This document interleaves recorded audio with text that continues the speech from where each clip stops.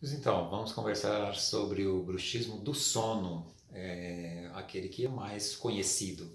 O bruxismo do sono, o paciente pode apresentar sim o ranger de dentes, mas também pode acontecer o apertamento dentário, mas na verdade o que mais importa para a gente é a contração dessa musculatura. Tem pacientes, por exemplo, que batem os dentes, né, num percentual menor, mas isso também é possível. Então, o bruxismo do sono, ele é considerado um distúrbio do sono. Ele é um fenômeno central, ele não tem nada a ver com a periferia, ou seja, com altura de dentes, com dentes tortos, com qualquer coisa assim.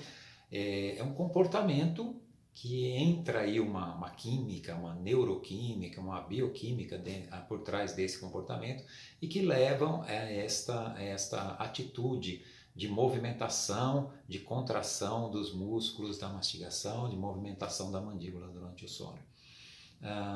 Por trás disto pode estar sim fatores emocionais, mas existem uma série de outras possibilidades relacionadas a essa atividade do sono. O bruxismo do sono é um distúrbio do movimento, portanto, dentro da classificação internacional de distúrbios do sono.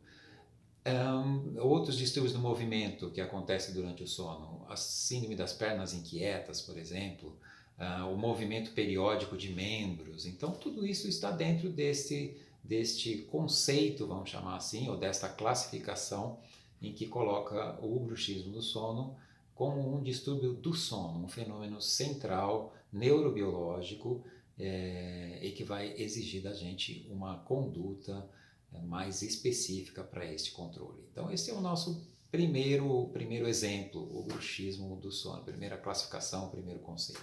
Bruxismo do sono. Se você suspeita que está com esta atividade, procure um especialista. Até o próximo.